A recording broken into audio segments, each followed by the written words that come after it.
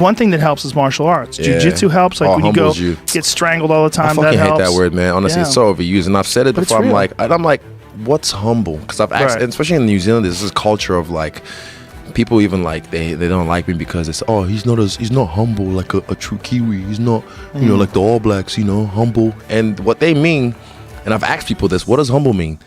And someone said, you just don't brag. I'm like, ugh. They just mean downplaying your success. Yes.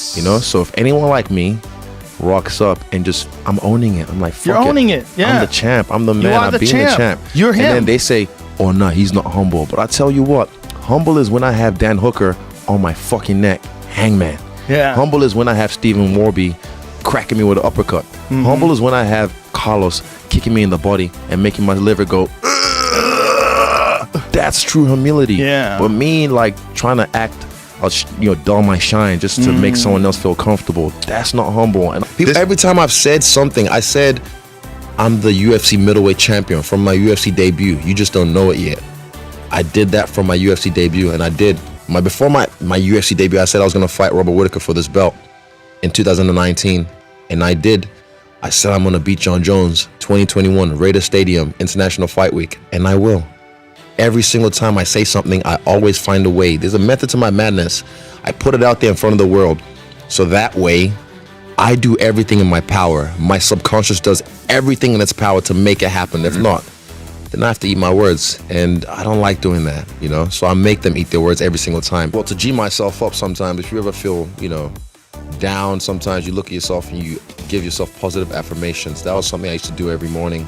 But also therapy. After my first UFC fight, like straight after I got home, I was like, I need to go see someone about this. Cause, No way, really? Yeah. I mean, like, think about it like coffee. If you drink coffee, right, you get a coffee high, and then you crash. So it's like after my first UFC fight, UFC 221 in Perth, it was just a lot of stimulus, a lot of people coming at you. And then when I was finally home alone with my own thoughts, I was just like, it was like a crash. It was like I was sad, and I was sad for like a week, and I was like, why am I sad? I just made my UFC debut in spectacular fashion, made 50K bonus. And I realized this isn't really normal, so I sought the help that I needed to help me adjust to the life. And it wasn't until my fourth UFC fight, that was in New York, MSG, that I felt like after I got back, I was able to integrate back into like my own life properly without being in the low. Yeah. No kidding. When you It's sit something there I say not everyone is mentally ill, but if you don't look after your mental health, just like if you don't look after your physical health, right, you're gonna get physically ill. So you have to be on top of it. If life is tough, man. So yeah, it's good to go through those kind of situations. Because I tell those kids, don't worry, because a lot of them, they think this is how life is gonna be forever. This is it. And I remember being that kid. So if I could go back and tell myself anything, is just keep going, because eventually, you're not gonna peak in high school. They will. I go back to the town that I was at then, and I see a lot of them now. Because even in my brain, when I think about those situations, I see them still as bigger than me. But when I go back, I'm towering over them. At the end of the day, I'm just gonna keep doing me. Thing is as well, but me, I can be vulnerable. I talk about a lot of stuff that get to me sometimes because I feel like it might help someone else who's going through it. And because I'm on a platform now, bingo, people see me different. So I have to, like, even being on, I don't want to say that. I did a meeting with some producers just before for a really big show.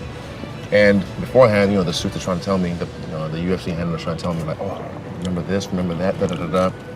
Yeah, be yourself. I'm like, exactly. You know what? If I really wanted to do this, I'd be the best at this. And I didn't know if it was true. Quote from Ali makes sense to me now. Like, I'm the greatest. I said it before I knew I was. And I was saying it way back then, but didn't care if people believe me or not. I just said it because it made me feel great. Growing up in Nigeria was, for me, a blessing, and I feel everyone should, no matter where they come from.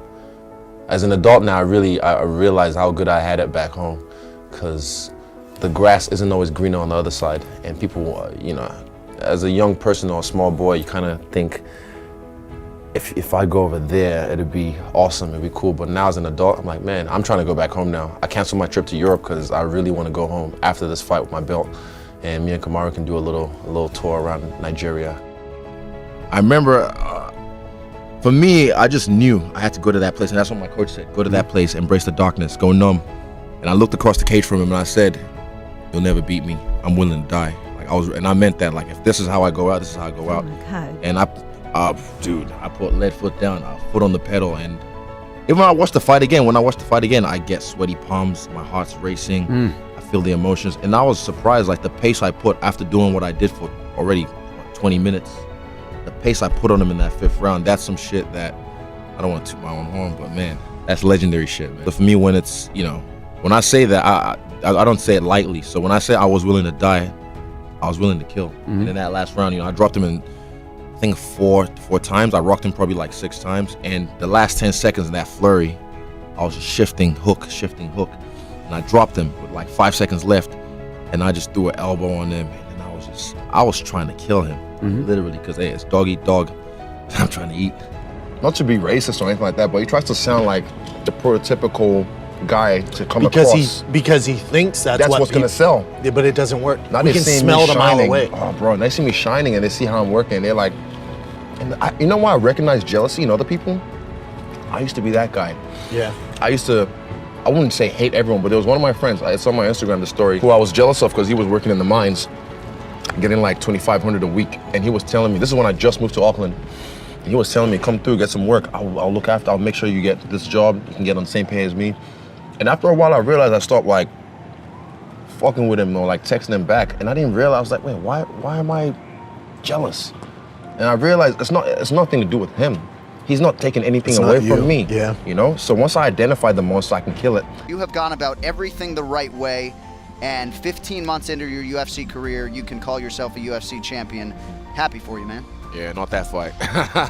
You need those, though. I mean, Eugene even said, like, you need those fights to level up. You can't get that in the gym because you don't get paid in the gym. Right. So you need those fights to push and to know that you have that lion, that dog in you. And I already knew I had it. We've been there. Eugene, in the end of the 4th, he's like, let's go to that place. Because I've been on the Airdyne and I've been pushing on the VO2 Max, and I've cried, like, just not from pain or anything, but just from going to that place, finding that will, like, what makes me want to do this, what makes me want to put myself through this. So when I looked across from the kid and he's standing there, I looked at him like legit. I said, Ayabieko in Yoruba, that means heart of a lion. And I was willing to die. I was like, don't worry, if he puts me out, he puts me up. But I was willing to die to get this shit, man. He kind of like, yeah, cool, bro. Yeah, cool, all right, bye. And February, from like, I think it was around maybe November that happened. So February 2010, I just show up at the gym. First place I came in Auckland, when I arrived in the car I had at the time, I just straight to the gym. I remember the gym was way different back then. It had a cage at the front of the gym, and there was couches at the back of the gym a little bit. He was on the couch. I just walked in, he's like he saw a ghost, like, oh, hey, what are you doing here? I'm like, oh, I moved here. I said, oh, okay. And pretty much, he just said, because I came there to train with someone else at the time initially, but then that person left the gym. So I was kind of stuck. And he just told me, like, just, check out a few other gyms first, see what you like. But at one point later on, I think within 2 weeks, he just said, he kind of looked at me one day, just like, stay here.